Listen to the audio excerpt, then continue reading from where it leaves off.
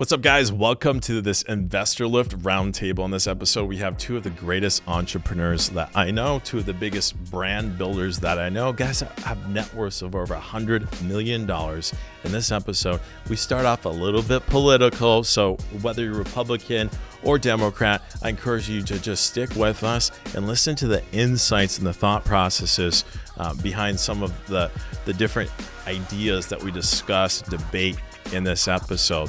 We're going to talk about how these guys built some of the greatest brands in America, made hundreds of millions of dollars doing it, and give you the exact playbooks, the tactics, and the thought process that we apply, the mental models we apply to build these incredible brands. So hopefully you get value. If you do, smash that like button, subscribe, and let's dive in. Welcome to another Investorlift roundtable. Today, we are bringing the two biggest legends that I know in the marketing and branding space. 3 YouTube. This is the 9-figure roundtable. We got Josh Snow here. He's sold 7 companies. He's in the Scottsdale Business Hall of Fame, correct? Wow. I'm in the Arizona State Hall of Fame. Arizona State, wow. One step above that. His last company, a side gig that he worked on for 5 minutes a week, sold for $70 million to publicly traded company. Absolute gangster in the marketing space. You also own the company Snow. You just got into Costco. We did last week. Your biggest purchase order ever. Biggest ever. A million Costco's units, right? Different. And that's Costco's different. Costco's different. And I think you said it was the fastest selling dental product ever in Costco history. Absolutely incredible. We got to dive into that. That's huge news. And of course, we got Pace Morby, the legend. Baby. It needs no introduction. If you're watching this podcast, you know who Pace is.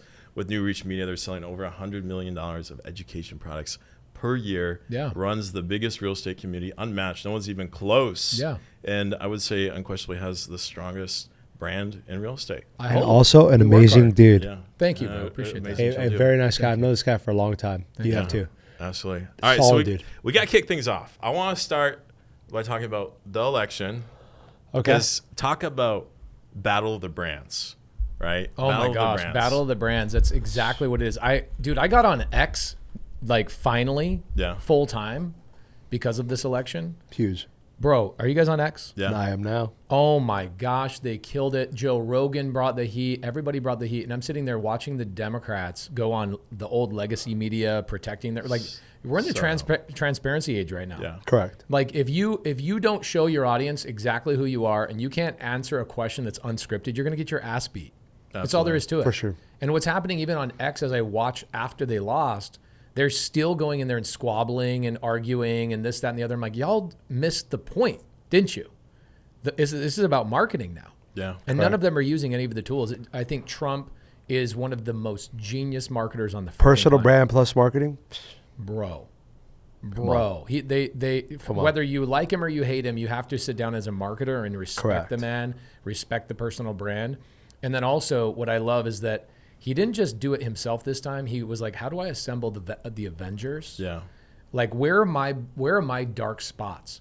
I'm not good on health. I'm not good on this. I'm not as articulate as Vivek. Yeah. I'm not as good on this as that. And he assembles the greatest group of people of all time. He goes and grabs the independents with RFK. He goes and grabs some of the Democrats with Tulsi, who, she was a Democrat up until 6 months ago. Dude, the marketing, whoever is behind Trump, if it's him or somebody else, I got to shake their gosh damn hand. I heard Barron Trump was behind the scenes telling his dad, hey, go on this podcast, go on this podcast, go on this podcast. Makes sense. And it's smart. It's really smart because what they did, which the Democrats haven't figured out yet, is traditionally, like I did a minor at Harvard in government. And in the government school, what they teach you is they say 45% always goes Democrat, 45% always goes Republican. What you got to do is you got to fight for the middle. You got to fight for the 10%. And every election has always been, let's fight for the swing voter. Yeah. Trump didn't do that this time. He said, forget about fighting for the swing voter. There's only, 20, 30% of Americans that actually go out and vote. What we'll do, we don't need to win the woman over. We already lost them. We know what we can do is we can just go for the young men and just get them to turn out. Yeah. Get guys that haven't voted before to turn out. Oh, where do we find those guys? Oh, we go on Joe Rogan. You get Elon Musk. We go on Elon. Yeah, you get Elon Musk backing you. So what they did in Pennsylvania was epic too. So what they did is they and this is gangster. So they get a guy, he's openly gay. I can't remember his name off the top of my head, but they get this guy on the Republican side. He's openly gay dude, really long hair. And they get him to go out and assemble all the Amish people in Pennsylvania. They got I saw that guy. 180,000 people voted that were Amish that had never voted before in the country because this one guy went boots on the ground in Pennsylvania. Why don't the Amish vote? They just don't want to get involved in the politics. And they're like, leave us alone, we'll leave you alone. But what happened is the Democrats started attacking farmers. So they started putting more regulation on farming. The Amish people don't really know what's going on other than, a little bit of outside information. But if it affects them, they know what's like going on. pasteurized milk. Like there's things like that. We're like, oh, you can't sell your non-pasteurized milk anymore. Like it's not safe. Raw like, milk? Is that raw milk? Raw milk. Yeah. Like things like that. Yeah. So this guy goes, hey, Trump, I want to go and get Pennsylvania for you. And so what he did is he got about 500 people. They all went into the Amish communities in Pennsylvania, manually knocking doors. Jeez. And they're like, this is what the Democrats have done to you. This is what they're planning on doing to you. You have to vote. We have to get you to vote. And they didn't just show up once. On average, they knocked every Amish person's door 5 times until they got every Amish person to get out and vote. And it was like a train of horses and I buggies. saw that they got a Ring doorbell. Oh yeah, bro, insane. Absolutely What? insane. And so you look at this, Trump has created loyalists. And I think that's another thing too. Like I know you get people that are like, no, I love Josh Snow's product, Snow. Yeah. I'm loyal to the product. People will go and fight for your brand on your behalf. Bro, Loyalists make it worth it. Yeah. Yeah, and you'll get people that'll fight for you on your behalf. I was talking to somebody the other day. We were in Manhattan the day of the election. I was in front of the Trump building. And somebody's like, why do you like Trump? And I was like, I like Trump because he's a creative finance guy just like me. Yeah. Trump is so good. This is how gangster he is too. And nobody talks about how badass this guy is behind the scenes. What he's doing is he's doing work in the invisible all the time. He's getting loyalists. He's building a fan base. He's doing all these crazy things. It's kind of like Bill Murray. You guys ever hear about Bill Murray? Just shows up at random weddings and stuff. He's so good. He just does good. the work. So good. So Trump does this thing. There's this lady back in 2008. She buys this Virginia winery. This is right by you, actually. Loudoun County, right down the street from me. Yeah, so this is what happens. She buys it, her and her husband buy it, and they go get a bank loan for like $65 million. And the market crashes. She goes into foreclosure. Everything's kind of going against her. And she reaches out to Trump, who she didn't know at the time. She said, I need help. Like, your real estate prowess has gone beyond legendary, so will you come help me? This is what this guy does. He goes, all right, well, I'll partner with you, or I'll buy it from you, and I'll go and negotiate on behalf of you with the bank because you're now in short sale, you're in foreclosure, you're going to lose the whole entire thing. All these. Who did this? Trump? Trump did this. So he goes to this lady's winery, and he goes to the bank and he goes, hey, look, you're going to foreclose on this lady. The value of the property's gone from 65 to 45, but you don't want to go through all that. I'll offer you 35. They go, no. So he goes, this is how gangster he is. He goes, all right, I'll offer you 31.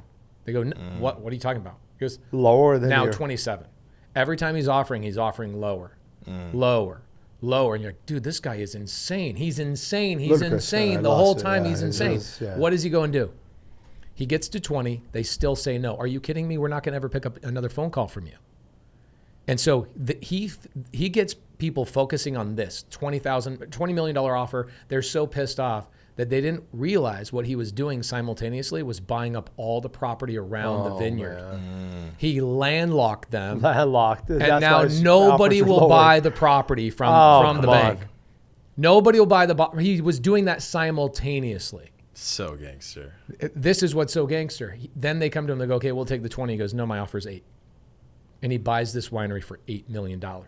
Wow. But I got to say something because people go, oh, that's the rich getting richer.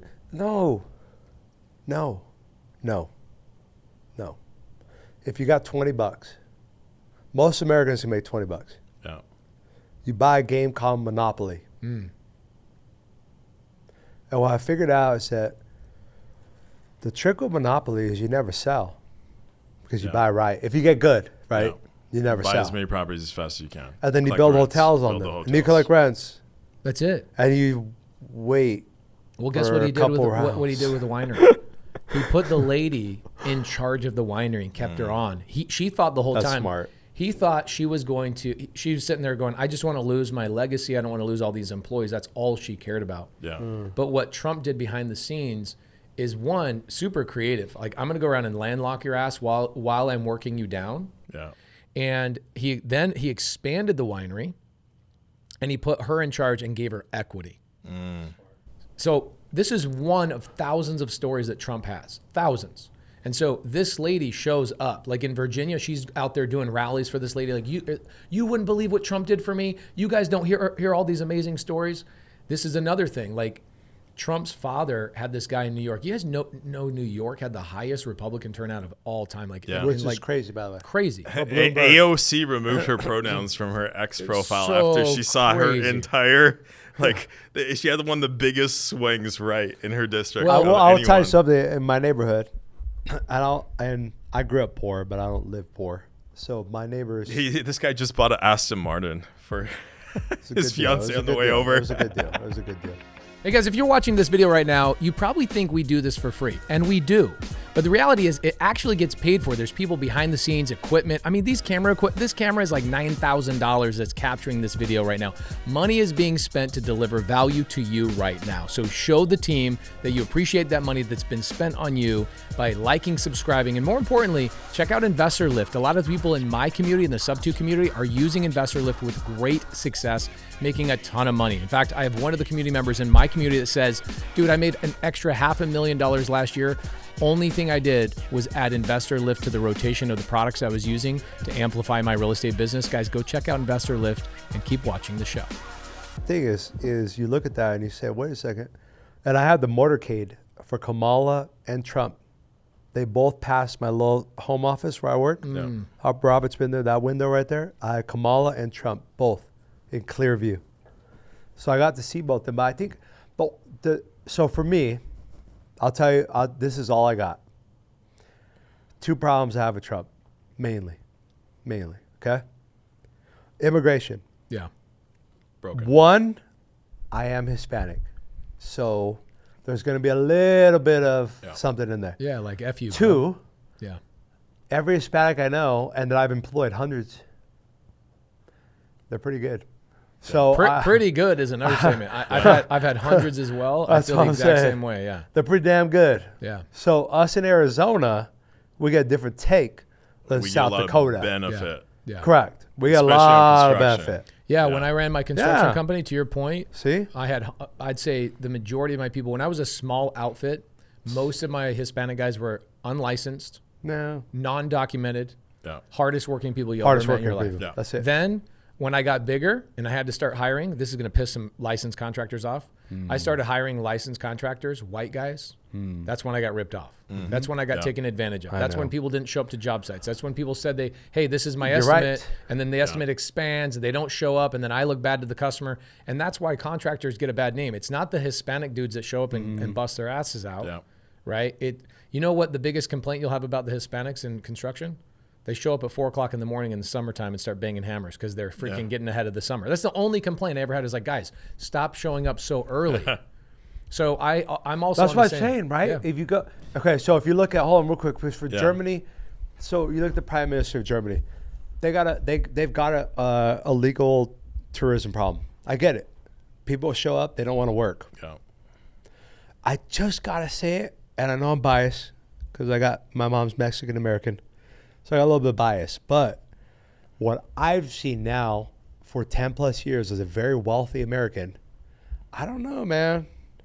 These Mexicans, for the most part, that I've seen, working people. they're pretty damn good. Yeah. I just gotta say. Yeah, I agree. If that's our biggest problem, the second problem I have with Trump is abortion. Yeah. And this is gonna upset some people. I'm just gonna say it. Yeah. As a man, I will not tell a woman what to do with her body. Right. Yeah. Sorry. It's But I'm such gonna say it. it's I'm not such gonna an tell 'em- I'm emotionally not gonna do that. triggering issue for people. If I'm 80 years old as a man, I'm not gonna tell Yeah. 18-year-old woman what to do with her body. Okay, I have a different take on this. I'm on the same page with you, but here's my other take on this.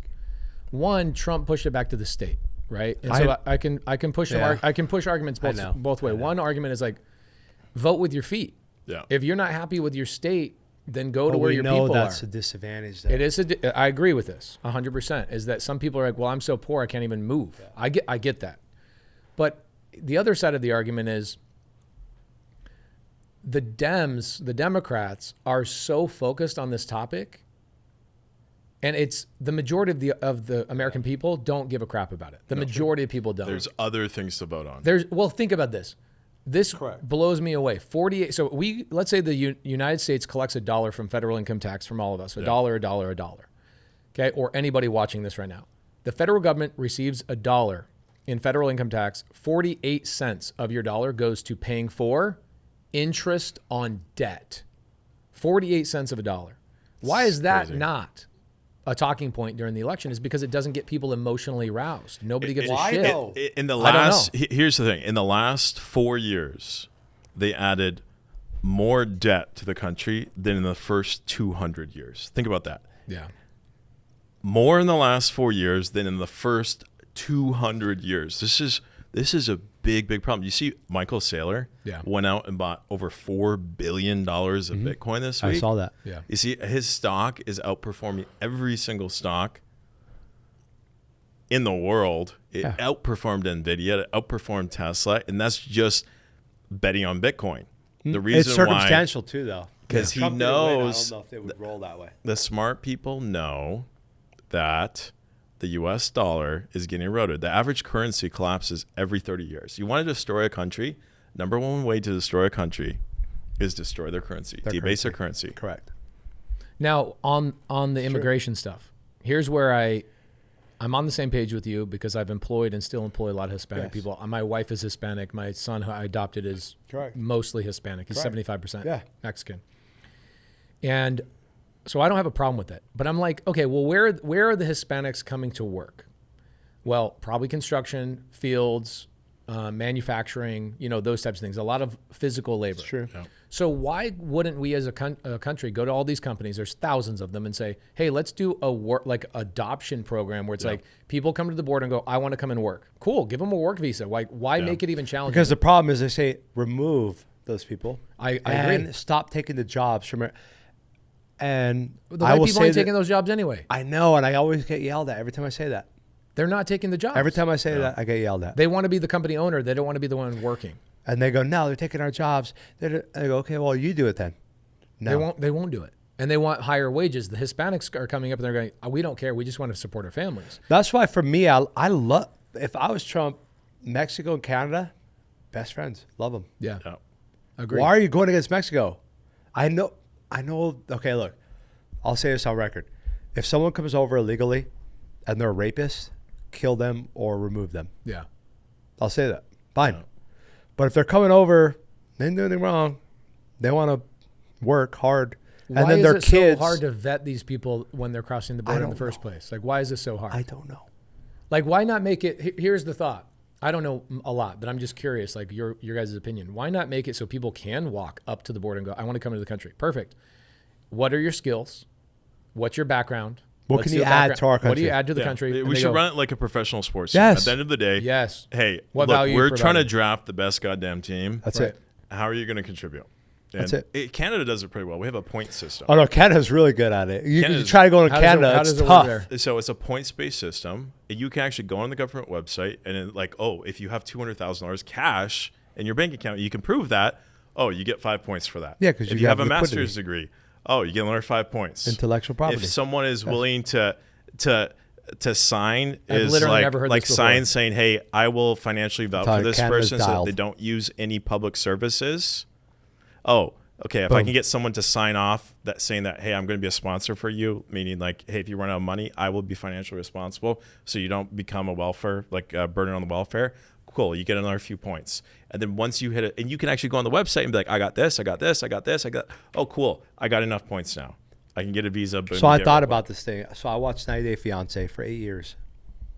I watched 2,000 episodes, every spinoff. So it's a random thing to know about me. It's just something you're into. I don't know. I don't know how to explain it. I don't have justification, but I watched 90 Day Fiance. Wow. Sorry. But I watch it. A couple I love episodes. it. I watch it's actually interesting. The problem is when you're the most popular club, you do have to be a little bit more stringent. Yeah. Because everybody does want to move to America. More so, factually, than any other country. Because every time I travel, I go to Saint-Tropez. I'm on the beach. I'm spending $4,000 a night to stay here. I love it. And then my pool guy, He goes, I want to move to Miami. Why? Why? Because America's the best place to live. America's got the strongest You can do brand. anything here, bro, buddy. Strongest brand. Yeah. Buddy, True. the best brand. So you have to be a little more stringent. Canada is actually, I think they have a very good model. They're very stringent. Yeah. They're very, and factually stringent. But then you got the U.S., which does have its immigration policy. I don't know. I don't know. I'm just thinking about it when I look at it and I say, man, most of these people are doing pretty good. If we could figure out a way to kind of screen them through, make it a little bit, I agree with that. Make it a little bit more clean. If you're a criminal, I don't want to hire you. No. Here's a question then on the fentanyl crisis, right? You got the fentanyl crisis that's just taken over the whole entire freaking world, first and foremost, but it's destroying our country. Yeah, more people are dying every year from fentanyl than died in the Vietnam War. Yes, correct. So it's hundreds of thousands of people, right? Okay, and it's not just that; it's also crippling our workforce, right? You got thousands of people on the street. I mean, Arizona, our homeless population has gone up 700% in the last 3 years. 700% in the last 3 years. That's scary. 300% Some of that's from people coming from California. 300% of that. Like, man, this is getting overcrowded over in Skid Row. But can you tell the difference between a Phoenix? Oh, 100%. Have you guys ever gone down to our tent cities down here? Uh-huh. I haven't. If you go down by the airport, there's a tent city. Different. It's different. It's very different. Anyway, it's not like Skid Row, but you can see the people that came in from Skid Row and kind of transferred over. Anyway, I look at this and I look at the fentanyl crisis. I go, okay, can we lock down the border, and could we legitimately get rid of people importing fentanyl into our country? Is there any way for us to actually get rid of that? Or are they flying in? They dropping it in the middle of things? How's it getting in? I think most of it's actually coming through shipping containers because they can't screen every shipping container. So the whole like drug mule, like that's like such a small percentage. Like the main stuff is actually coming in through the ports. Legally. Yeah. Illegally, but legally. The one thing I believe in is like spend more money. Look what we've spent on Ukraine. $180 billion or something crazy like that. $180 billion. If you had $180 billion, number one, first and foremost, couldn't you have helped the housing crisis? Yes. We're 6 million units short. Okay. Yeah, so you look at the government using our money and going and giving it to Ukraine. That's a scary thing. $180 billion. Then you take that $180 billion. How much of that would it take for us to finish the wall, number one, and then double $30,000 build cost? How much? $30,000. 30,000 or 30 billion? 30,000 per unit. 30,000 per unit. What is per unit? Of the 6 million that are in need of housing. Oh yeah, 100%. So could you build a unit? Yes, for 30,000 that a homeless person could live in. No, you could. No. Homeless? 100%. I'm starting there. 100% for single dwelling. Yeah, get a tiny home. They're like $25,000. Yeah. Done. Shipped, delivered, installed. The exact cost of Ukraine. Bucks. Yeah, the exact cost of Ukraine. You the could have 6 million units times $30,000 is the exact amount we've barely sent Ukraine. Meanwhile, what they did in LA, for the real estate world was up in arms about this. They took state income tax, and the state of LA or the county of LA built a high rise, like an A-class apartment building for homeless people. And the cost for a studio apartment was $600,000 is the cost. $600,000 is the cost. I'll pull this shit up. To buy? So there's so much red tape. To build. Build cost was $600,000? If you guys are watching this right now, go to type in Los Angeles. Okay. Homeless. It's crazy. High rise. Podcast and they're building. This podcast is getting banned. We're not coming. This is not coming out. Okay. Homeless high rise. Check this out. Slow down, brother. We're not. New high rise in LA County. I see it right there, guys. Look. New high rise building to house homeless in $600,000 units in downtown. Check out the photo. Yeah. So if you're working minimum wage at McDonald's, busting your ass, this is a homeless house. This is a homeless house in LA County. That's insane. $600,000 this is their cost. So what's happening is there's leakage, right? So what's happening is they're stealing the taxpayers' dollars. You got Gavin Newsom just moved. You know what Gavin Newsom's salary is? $282,000 a year. He just moved into a $9.1 million home. Oh. I wonder how that happens. Maybe you got a little bit of back pocket action going on a $600,000 unit. So you see this government leakage. This is where Trump, going back to the very beginning of the topic, this is where Trump annihilated. But he goes, what are people pissed off about? Yeah. And Department of Government Efficiency. Doge is going to. Doge, I'm telling you, is the I will say this one. on camera because I've been an idiot for 3 years. I want 1 million Dogecoins right now. Yeah. Genius. Brilliant. And they're coming along, and if you follow them on X, you're sitting there, him goes, who wants to abolish the IRS? Who wants to do this? You're basically getting all the popular things that everybody hates. Whether you're going to abolish them or not, you get this surmounting popular conversation happening, and the whole world, all these dudes are showing up. This is how they got the men to show up. It's like, get Elon. Get Joe. Are you kidding me? Get what's the guy, mullet guy, the comedian? Oh, Theo Van. Theo Vaughn. That was Theo great. Vaughn. You get Theo. Trump goes on Theo Vaughn. V Like, and what Joe is that? 20 million Rogan? views, 100 million. Oh, Joe Rogan. this is how you get the male population. You Yeah. get. You But go, he knew this. He knew this, Did yes. you watch this Apprentice in 2003? no. I did. Yeah, it was good. Most popular business show before Shark Tank. Yeah. And that's how He killed America got to realize this guy could run the country. Yeah. Because I remember sitting there thinking, this guy should be president. 2003, I was Yeah. 15 years old. Yeah, they've been saying it since the 80s. So circle this back to brand, because the conversation is supposed to be on brand and marketing. I think that, so the way I look at brand, actually, I did come up with this. I learned this from Steve Jobs. Brand is like a bank account, right? And people try to make it way too complicated. They're like, oh, here's our brand strategy department, blah, blah, blah. No, none of that shit works. A brand is just a bank account. And every time someone has a positive interaction with you, every time you say you're going to do something, you do it and you execute on it, someone has a good experience with you, deposit onto that bank account, right? Deposit. You're building. Trump came in 4 years ago. He said, hey, I'm going to do this. I'm going to do this. I'm going to do this. I'm going to do this. He delivered on like 90% of what he said he was going to do. Then you got the Biden administration that came in and didn't really deliver much. Like, I love the interviews where people are like, hey, can you name Kamala Harris's greatest achievement? And people always just say one thing, being the first female African-American VP. Like, that's not an accomplishment as VP. Like, what do you actually execute on? Also, what do you I actually gotta tell deliver? you, They've destroyed I the run brand. a black hair care brand, and I'm Hispanic, and I grew up with black and Hispanic girls my whole life. Like, it don't work like that. Yeah. And so when I saw Kamala coming out, Megan Thee Stallion shaking her ass on TV, they don't work like that. Yeah. They don't work like that. So that was a little bit.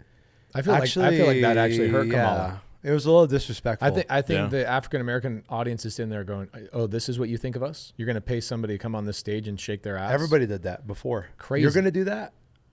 I know she's Indian, but she could have figured out better than that. I remember election day.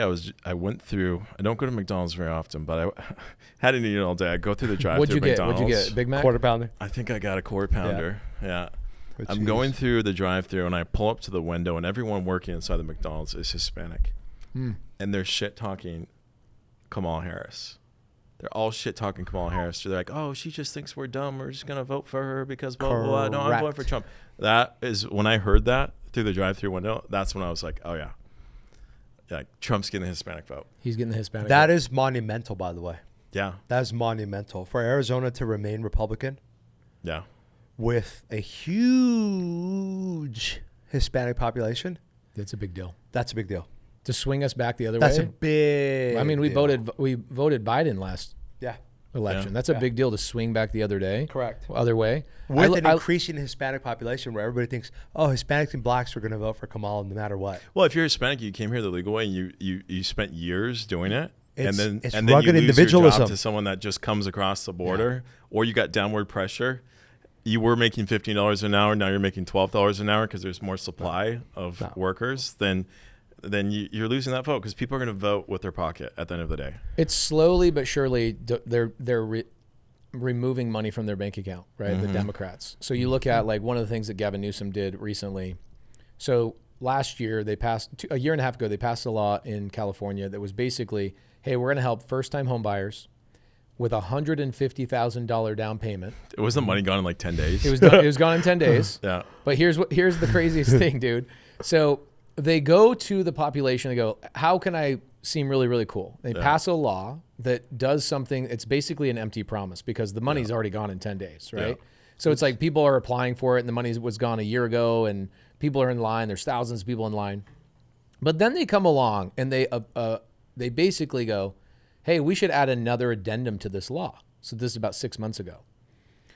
The money's gone. Yeah.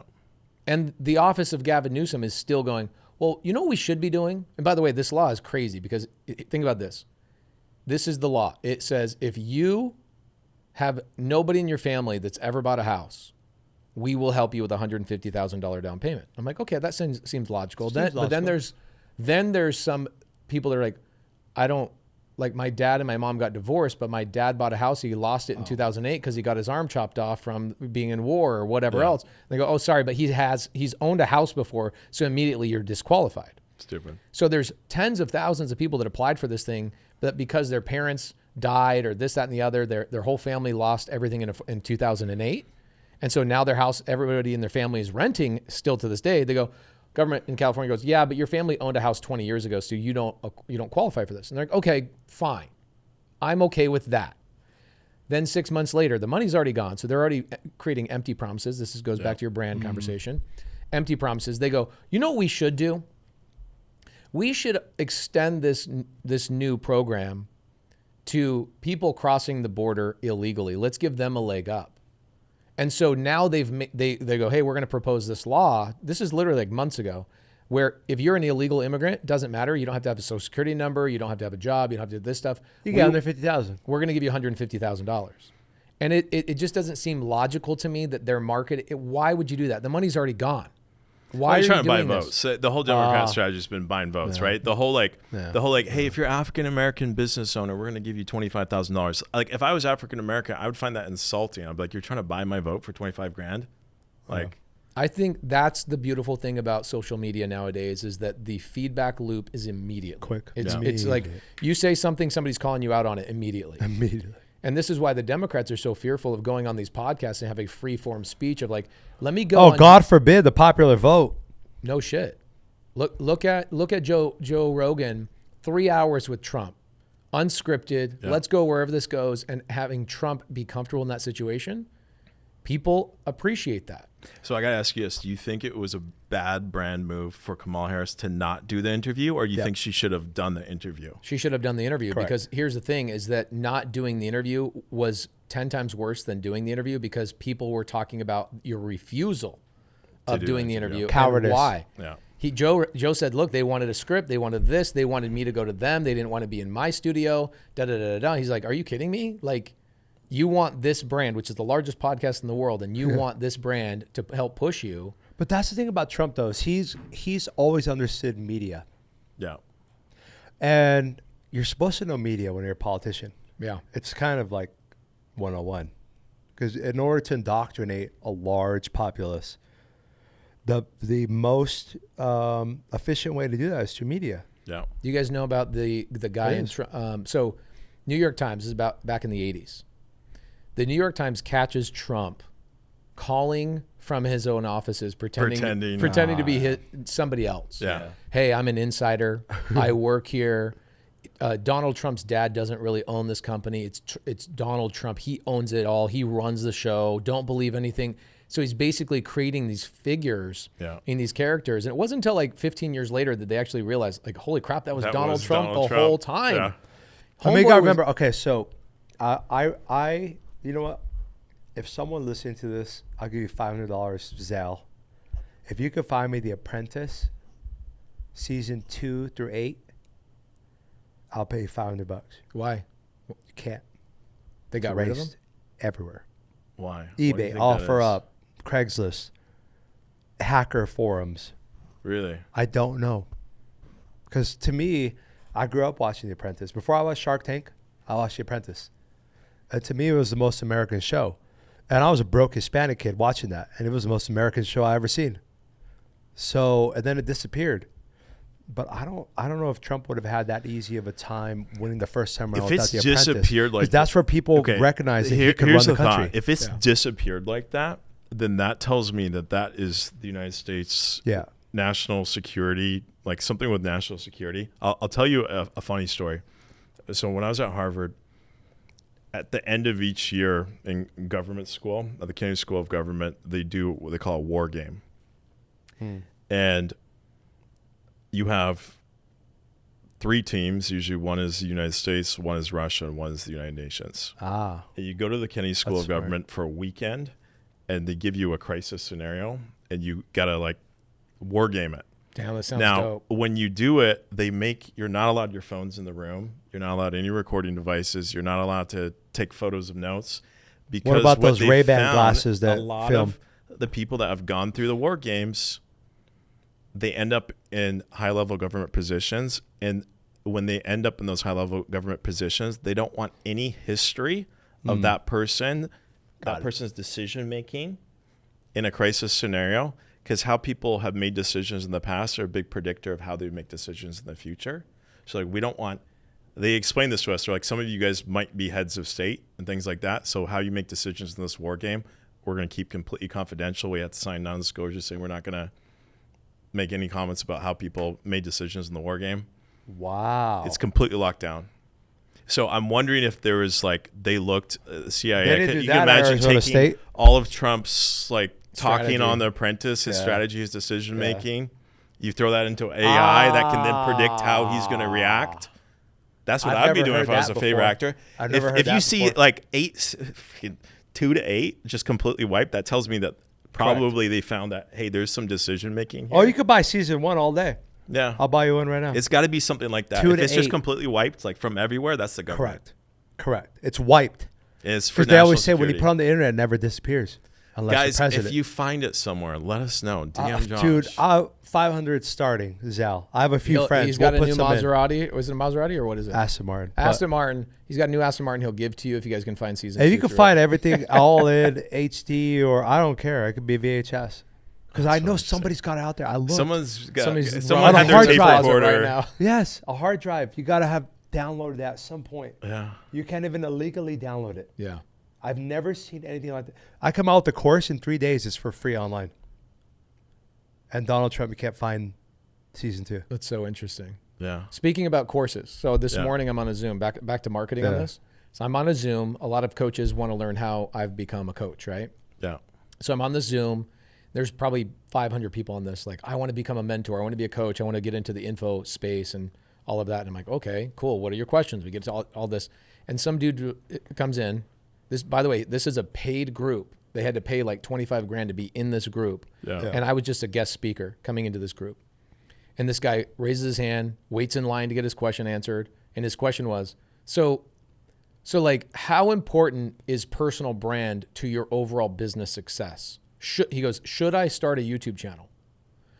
I'm like, you paid 25 grand to be in this room to learn all of these things. And your question is, should I have a personal brand? Yeah. You probably should have built a personal brand before you spent the 25 grand to come in here, because you're basically learning the most basic shit on the planet. A lot of these politicians, like Kamala, who knew Kamala up until 5 years ago? Nobody. People have known Trump. Think about the word. 30 years. I have an employee of mine that hates Trump. And I'm cool with that, right? I've got trans people work for me, gay people work for me. I don't care about any of that stuff. And I've got a lot of Democrats that work for me too. Yeah. And yesterday I catch her saying the word Trump. She's like, oh, you just trumped me. I was like, in my mind, I'm like, do you not realize that this guy has created a word around his name that has been in the ethos for over 35 years? Rappers, the word I'm going to trump you or you just got trumped came from Donald freaking Trump 35 years ago, and it is in the ethos. So think about how powerful personal brand has become, is that when you go up against Donald Trump, good luck. You might get trumped. Look at this. You take The Apprentice, okay? Shark Tank is $1 billion enterprise. Yeah. I've got a TV show called GoingPublic.com. We're on our season 3. It's the most streamed television series in business, period. Wow. Still this big compared to Shark Tank. Yeah. So you look at that and you go, man. And then Shark Tank, I think Shark Tank's obviously huge. It's the biggest thing ever. But Apprentice is pretty big. Apprentice was number one. I think when you take Apprentice and then Twitter, before X, Twitter, we're talking 2008, 2012. Yeah. That guy had it. And I remember looking at it, I go, all right, Obama's got the micro donations. Trump's got the social media. Who's going to win? Today, it is all, social media is it. Like, it's just the news, it's everything. I mean, did you see Trump? So Elon made a post on X the other day, and he says, you are the media now. Yeah. And I was like, that's the most powerful statement ever. Like, we, the people, are the media. X is the town square. This is where things That's are getting literally what he built. It's so scary. Look at Mark Cuban. Speaking of talk about tanking a brand. talk about talk about literally. making a withdrawal of your brand. Is you made a bet against the guy that was going to win, and you made a bet in the biggest possible way. And you attacked the women around him. Why is Mark Cuban Democrat? He's I never got okay. that. So this is the theory. The theory is that he wants to be the head of the SEC. Yeah, Because that's true. he He's had- been wanting that for years. So he has companies he wants to take public. He's got buddies that want to take companies public, but the SEC blocks some of these things from happening and mergers and all that kind of stuff. So his thought is like, the best play for me to be like, the best way to predict the future is to create it.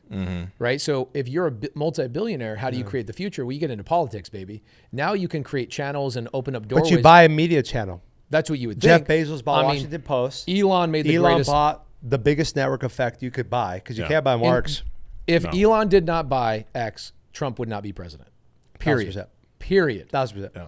I agree. And when agree. he bought Twitter, this is what's so gangster And about. Tesla wouldn't be worth as much. No. Yeah, look at what happened to Tesla. Doubled. Stock price. Doubled. Like No, that. look at it from the day he bought it. Walked in.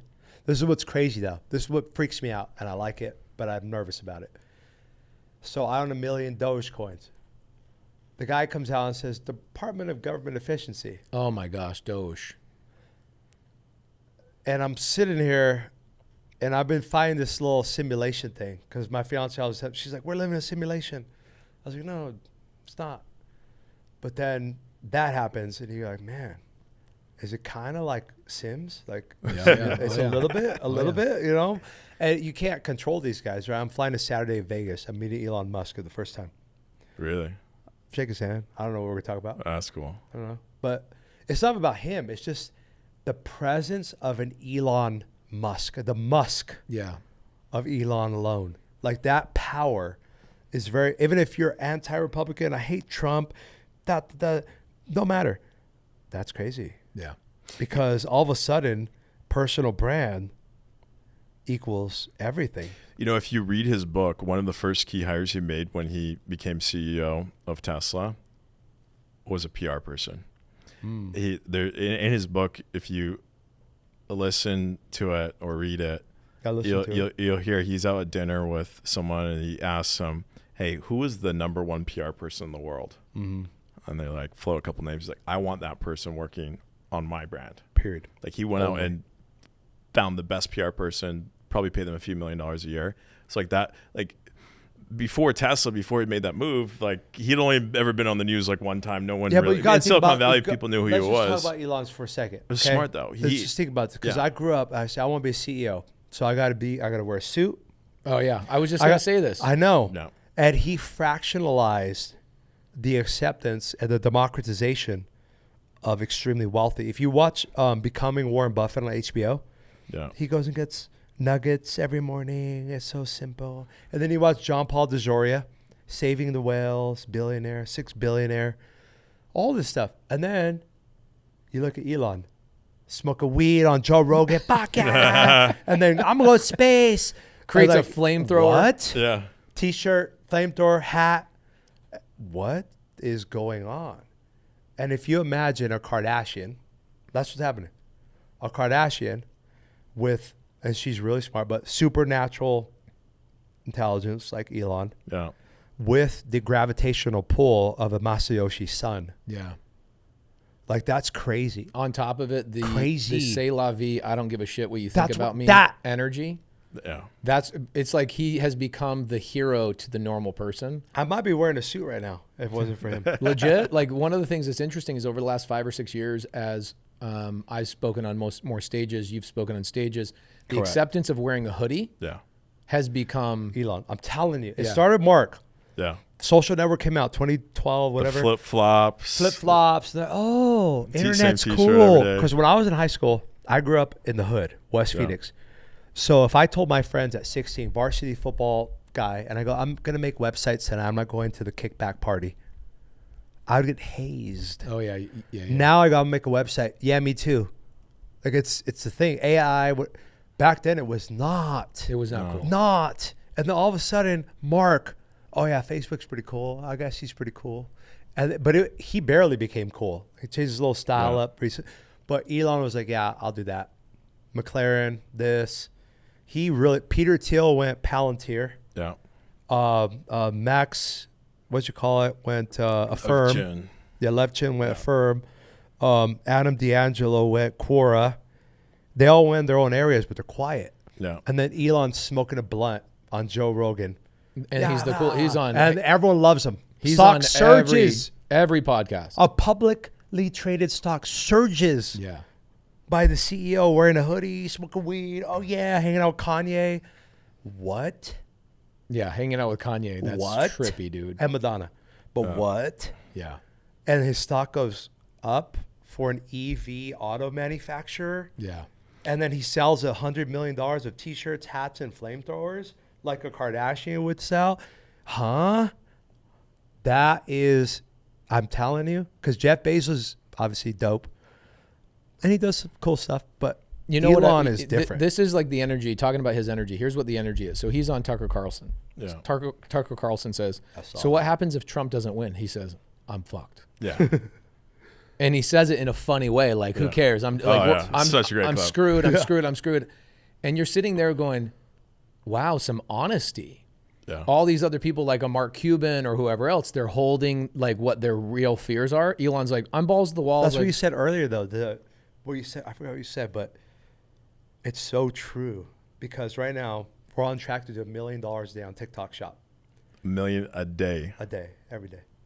And it's all through normal people. It's not a Kardashian. No. My highest affiliate last month, they paid $85,000. She's 19. Wow. Was broke 2 months ago. Started posting videos on TikTok with 6,000 followers. Nothing. Nobody. So the democratization of creators. Yeah. And if we look at Elon, he's a creator's creator. I mean, really. Yeah. Public company, creator's creator. Like Grant Cardone did a great job. Raised $3 billion from his crowd. Dope. Right. Russell Brunson created ClickFunnels, raised money. And then Donald Trump was like, how about be the most powerful man in the world? Yeah. From my TV show. I have a TV show. You have a TV show. Like we have TV shows. But to be like I'm telling you, from my point, and okay, so here's a big issue with Trump, right? And I'm an Hispanic, and I've been bipartisan. I've been Democrat most of my life. And then you get a little bit of money, and you start to realize, well, wait a second. And I think right now, I think it switches. Because my biggest mentor is 88. And he goes, man, the Democrats, you should have seen them 48 years ago. They were different. I was not around, so I don't know. It's but not, he it's told not me the it was same. different. It's not the same. So Way it doesn't, like, Democrat, what do you believe? You. Yeah, the individual. And that's what's happening. And I built Snow based off of what do you think about my toothpaste? Yeah. Talk about personal it's brand. Powerful. Yeah. Personal brand. Your last name wasn't Snow originally, right? You legally changed your last name. Is that correct? Explain that. What was the thought process there? Because talk about a brand move. Yeah. You create a company called Snow. That's some yay shit. And right then there. I'm going to go. I mean, what's a Lady Gaga? Change my name. Yeah. What's a Lady Gaga? Cher. Yeah. What about Cher? What's a Cher? What about Adele? What's her What's last an name? Adele? Yeah. Yeah. What is it? And so I happen to have a hard last name. If my name was Pace Morby, I go by Pace Morby. Yeah. My name's Joshua Valdez Felix Ilizechi. Yeah, It's Basque, Spanish, French. Mix It's everything. Or 4 letters, Josh Snow. Yeah. And they're like, Josh, the one from Snow, but and I realized that. I said, what if I made it easier like Lady Gaga? Who is it? Gaga. Ga, easy. Yeah. So I realized in doing that, I called my dad. And I was like, hey, are you fine if I change my name? I know it's like a 400-year-old name. It's a big deal. Yeah. But I think this has a little bit of a ring. It's like a Brad Pitt. Yeah. Josh Snow. And then he said, you know what? I like it. Go for it. That's a good dad right there. Yeah, he is. He's the best dad. And he said, go for it. And I went with it. 10x my brand overnight. Incredible. Just one small little thing. One switch. Kanye knows this. Yeah. What's his name? He's excommunicated. Diddy, actually. I was going to say. Diddy. Oh, yeah. Puff Daddy, P. Diddy. You can change your Lil names Wayne. a lot of Yeah, times. all Lil stuff. Wayne, Wheezy, Wayne, you create all these things, but it's easy for people to say. You've done an incredible job. You're the only pace I really know. You got like you own that. Like Pace, anyone in the peace. real estate community, you got, and you live it every day. Every time I see you, He's always you in got this. the peace symbol. I remember when I really understood the power of your brand was Cody Sperber's event in Vegas 2 years ago. 2022, Vegas. I walked into that room. There's 2,500 people probably in that room. Yeah. I would say 30% of the people in that room were wearing something with a peace sign. Yeah, it was 1,700 people were from my community, and it was only 2,200 people in the room. And Sperber calls me up and he says, "Hey, this is going to be my last event. Will you do me a favor?" I go, "No problem. Like, you've done a lot for me. I'll show up for you." So I help him sell 1,700 tickets. And then when I have my keynote and I open up for Ed Milet. Mm-hmm. So they're doing this intro. And they're like, and it gives me chills to think about it. I'm standing in this moment, like standing next to Ed Milet. He's literally right next to me because he's going to come up right after me. And they start introing me, and they didn't say my name. They just started talking about some of the things I'd done, and the whole crowd starts like rumbling. And all of a sudden they bass Morby. It's like, whoa, crazy. I'm getting chills. Craziness. Literally. Ed Milet goes, "Who the fuck is Pace Morby?" Yeah. And I go, "I guess we'll never know." and I walk up on stage. That's him. Bro. And I walk up on stage. My job. I get off stage. He punches me in the arm. He's like, "Bro, what the hell? I should be opening for you." Community, bro. You are a community leader. Yeah, I'm a community guy. But I took my brand a different way. But you know, the genius behind all of these things, like what you're doing with Snow and all these people are doing, is here's what I love about Elon. He creates a product that makes it feel like everybody owns it. Yeah. No. And when he creates a new product for Tesla, It's ours. it's ours. Look what we did. Yeah. Because in a lot of ways, like these stockholders that have believed in him all the way through this, Bro, if Steve it Jobs becomes was a still alive, mission. dude, I'm just going to say that one time. Because he was the originator of that. He was the originator. I'm still the remnants of his momentum. 2007, I would with me. never forget. I watched the first keynote he did on the iPhone 1. Incredible keynote. I watched it 1,000 times. Yeah. I'm obsessed with Steve Jobs. Obsessed. I always will be. That's one guy I will always be obsessed with. Not for the personal aspects. Do you feel as if the brand of Apple has diminished a little bit since Steve Jobs has passed away? Doesn't have the same. It's hard to not. Yeah. I mean, you leave, I leave Snow. You know. Yeah. It's you leave Invest. I mean, it's not gonna be the same. It doesn't seem not as gonna be if the same. they're as innovative. Doesn't feel like it has the same cult-like following as it used to. Because nobody has that. Yeah. Disney's the only one that's been able to try to transcend a little further. But, dude, you got to be a dictator. And that once a dictator leaves, it's very hard. And one of my mentors, Bruce Halley of Discount Tire, sweetest guy in the world, smartest guy I ever met. But a big people guy. Big people guy. As in He'd never a great leader, intellectualize anyone. or is he a dictator? No, he's a leader, but he's a dictator. I've never seen I mean, anybody, it's going to be done this way. Don't question and me. everybody loves it and goes, yeah, of course it is. And Yeah. I'm telling you, this guy's funeral, Taylor Swift would have competed with his funeral. I swear. Wow. This guy was so well loved. I loved him to death. And this guy built a company to the $6 billion net worth, self-made in 50 years, richest Arizonan. What do you think that takes for somebody to go, "Hey, I want to step into that magic"? Is it something you're born with, or is it something you get permission to go step into? You get permission to step into. I think, and then you got to learn it though. Because the thing is, you become an entrepreneur. Okay, we've done that. Then you become a business owner. We've done that. Then you become a leader. We've done that. And then there's another calling. And I think for him it was to, I mean, Bruce changed a lot of lives. He was showing up in podunk towns in Mississippi saying, "Hey, Pace, how much you make at your mechanic shop? $60,000 a year. Well, if you wore a polo shirt and tucked it in and gave free waters, I could pay you $100,000 a year. And you could employ all of your friends, the best mechanics in town." And that's why I think, I don't know, the way I watched him, It's almost he like, was disrupting an entire industry. Because it's like, look what you're doing with Costco, right? Like you're selling. it's different. You had a million orders. Different. Why didn't they buy from Colgate? Why didn't they buy from so and so? It's because you're disrupting an industry and people want to be a part of that. They want to be part of it. And so you look at Discount Tire. Same thing with what I've done in real estate. Mm-hmm. you make a disruption. Yeah. You disrupt the status quo. People want that variety. They want that novel thing of like, I want to be a part of that cool thing. And what's kind of weird is that you start rooting for like the evil villain guy in some of the movies. I know. You look at Elon Musk, and in a lot of ways, when the left paints him as an Elon villain, Rage is the other side. I'm like, this is my guy. So he's extra right.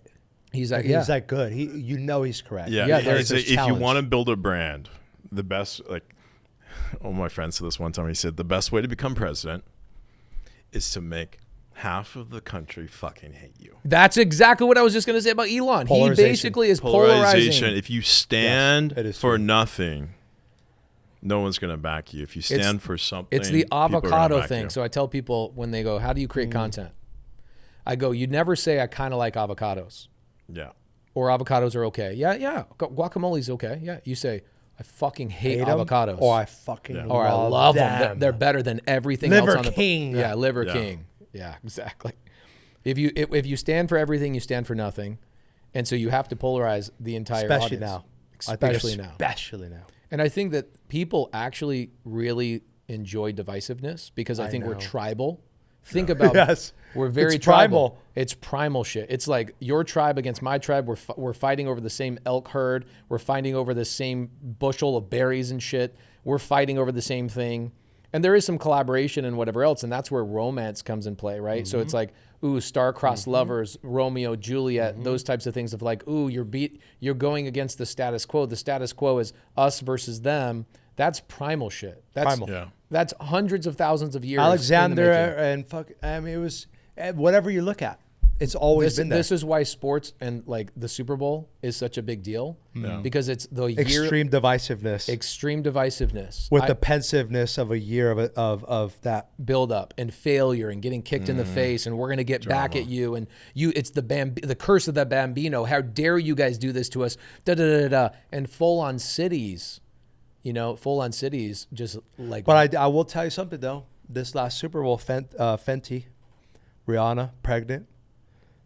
And she said, well, $7 million for a Super Bowl commercial. I'm just going to do one real quick. You're talking about Kanye? No, Rihanna. Oh, the Rihanna Kanye performed. commercial? No. Well, Kanye was good. He made was 20 brilliant. million off T-shirts and then disappeared.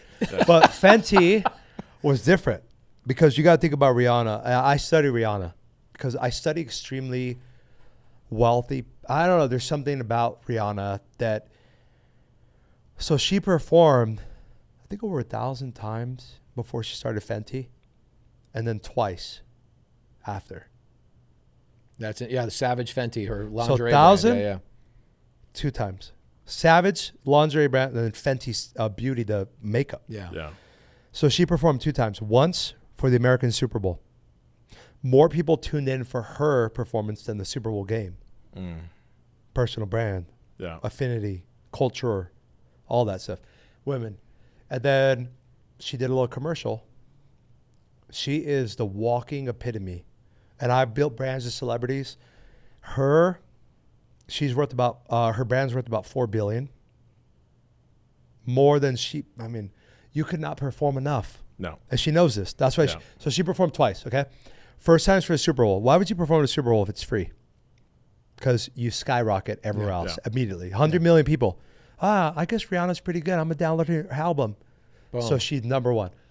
Then she did a commercial, 7 million, okay? Second time she performed, Amash Ambani, richest guy in India. His son is getting married. She shows up for $8 million for one night. Yeah. 8 million, I'll do it for 8 million. Yeah. But she won't do it for 8 million alone.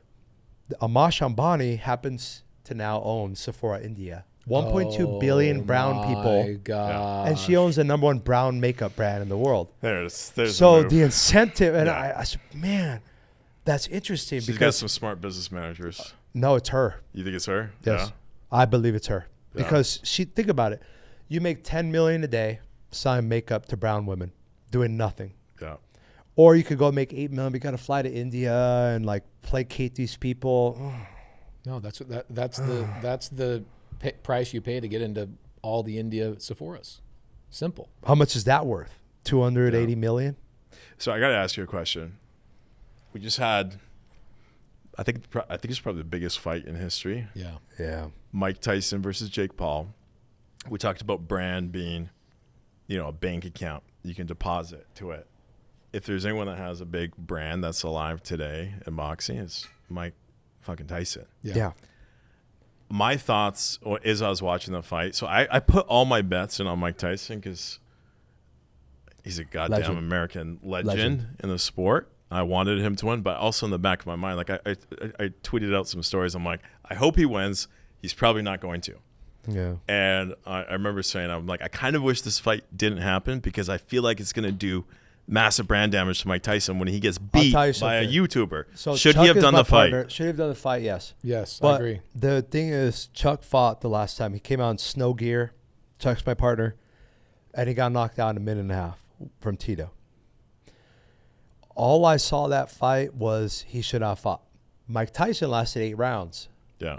So, 20 million, lasted the 4 rounds.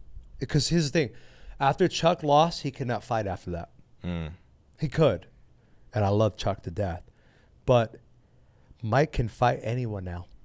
I think it was so staged, and I'll tell you a couple of reasons why. Number one, I think Tyson needs the money.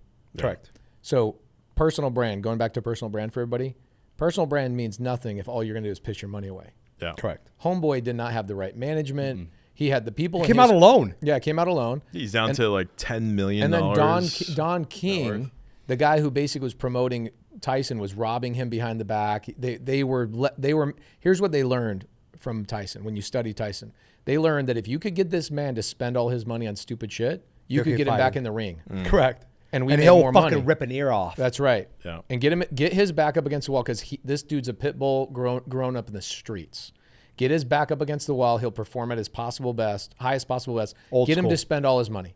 Waste it. Get women around him. So Tyson, sadly, had and still has one of the biggest brands on the planet. Like, who doesn't know who Mike Tyson is? Everyone does. The problem is he mismanaged his money. Yep. So now a YouTube star who's on the rise, hate him or love him, the guy's genius because he understands what Gen X wants. He understands what the young kids want. It's like they want to feel like they're a celebrity, and so he's become, hey, I'm the everyday kid. Hold on, real quick, because I gotta hold on to that because that gave me chills. Which part? Everybody wants to be a celebrity right now. And so what Jake Paul is doing is giving them permission, like, you can do this too. And so you've got the massive waves of like, let me act like a clown, let me do all these things, but you know what? I kind of want to do that too. So let me study you, let me be a fan of you. But what was boxing all the time? Promotion. It was all promotion. What was WWE? Promotion. Right. It was all promotion. So Jake, to your point, you're spot on. And you said something about everybody's a celebrity. So I realize this because I've hired all the Real Housewives, Teen Moms, and there's this kind of nostalgia. And I don't know how to explain it, but what you said there triggered it because there's something about the new with the nostalgia. It's almost like getting like Dale Earnhardt Jr. to command the Tesla autopilot. And there's something like that would be sick. Like satisfying.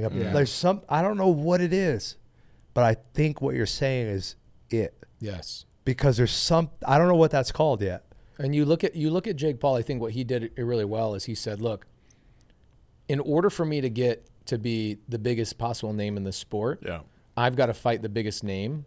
Tyson's on his way out over the next 10 years. Tyson's going to get to a point where physically it's impossible. Yeah. Okay, so what do? Summertime, the fight was supposed to happen. The fight was supposed to happen in the summer. I remember. What do? Delayed. They staged the leg to buy. This is genius. Everybody's like, oh, the fight's off. I'm like, no, it's not. They're just doubling their viewership.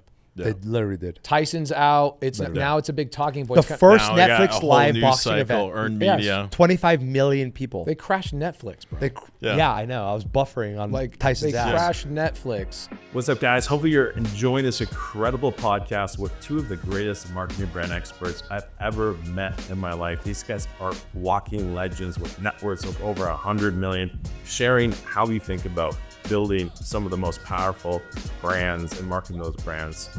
Absolutely incredible. If you're getting a lot of value from this episode, make sure to subscribe, smash that like button, leave us a comment. If you're a wholesaler, check out Investorlift. We'd love to help you make more money faster. Back to the episode. That's insanity. And the way they did it is through strategic marketing and these strategies of like, hey, let's pretend like your leg is hurt. Do you think Prime's going to go up because it's his brother? Yeah, all this stuff. Oh, Everything. It's like the Rihanna so thing, much right? money. So they go to the fight. Tyson also the day before was talking about how he had blood issues and this, that, and the other. And so he's kind of he's hedged a little bit. He is. Everybody knows Tyson's at 60.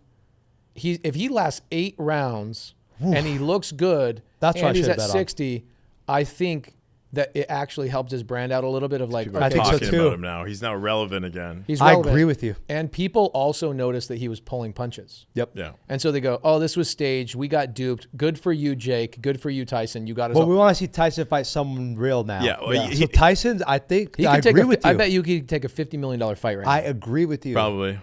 What's interesting though, think about for people that are like, oh, should I get going on social media? Like, should I, people that are asking dumb questions like that. Dude. Think about this. Mike Tyson got paid $20 million for the fight. Correct. How much did Jake Paul get paid? 40. $40 million. Plus Jake brand, Paul brand equity got went up. paid twice And his as much brothers. as a YouTuber than the greatest living boxer alive. Period. You For boxing. imagine saying that in the 90s and saying, hey, No. one day Tyson's going to fight some YouTube kid. No, are you kidding me? That First would off, ruin it'd be like, boxing. what's YouTube? Yeah. That would ruin boxing as a sport. Yeah. And now there's slap boxing, bare knuckle boxing, all this stuff that we're like, oh. And we're in the mouth, right? So we work the UFC fighters and all this stuff. So we like to be in the mouth. If it's in the mouth, blood, teeth falling out, we're in there. But I'm telling you, man. I'm telling you, Dana White and his Genius. and that whole crew that they took on the UFC back in the day, they realized formats. And I think that Jake has kind of leveraged a certain format, which has kind of always been there. That's the thing. It's always been there. Boxing, promotion. Yeah. MMA and all this, it's promotion. Yeah. MMA is a little bit more, and those are a little bit more like amateur-esque. Yeah. But it comes down to promotion. I mean, Pay-per-view. Why was Connor the best? Promotion. Greatest Period. promoter of all Period. time. Period. I'm late because I don't give up. I don't go. Yeah. And then shows his brand on there. I was drinking this. I don't care. He's on it. He's on it. And even Ryan Garcia did a little bit of it, but I think Ryan missed the mark. I think Or a lot like of them made made it. because they want the fighting to be pure fighting, right? Correct. They're the purists. And it's like, okay, Correct. Yeah. there's that, and maybe for you that is your crown that you want to wear. That's cool. But like for the people that want to make the most money This was it. and to last longest in the sport, because who has more utility for Dana Every White? fight went every round. Yeah. Right.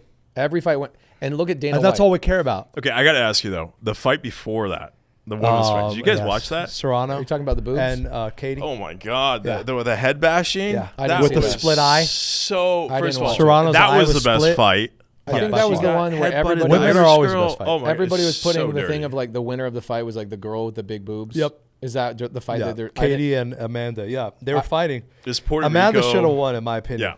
I didn't see any of that Katie stuff. got the end one, but so That was a Serrano brutal won fight. initially. Brutal. 76, 74, whatever. It Then went they all switched it up, rounds? 75, 74. Oh, no, it went, everything went full. Wow. But the Irish Like what you're saying. chick, what she does is she puts her head in, Katie, yeah. pretends to accidentally headbutt. They're like, oh, it was an accident. So she does that once. Then she does it again. Busts the girl's eye open. Literally, the gash was like half an inch deep. It was her gash was bigger than her head. bro. She's bleeding out on her eye. And then what she does is she comes in and clenches and then takes her hair, which she braided, which I'm sure she's got some really sharp hair clips in there, and just rubs it up against the woman over and over and over again. The ref took 1 point away. 1 point. And then she wins then they switched it and she won. unanimously. If I've ever seen That's what I rigged said. judging, like, that was some That. rigged judging. Because Serrano was hitting, they were both hitting the same, and then she was doing that. The girl that lost from Puerto Rico, she landed over 300 punches.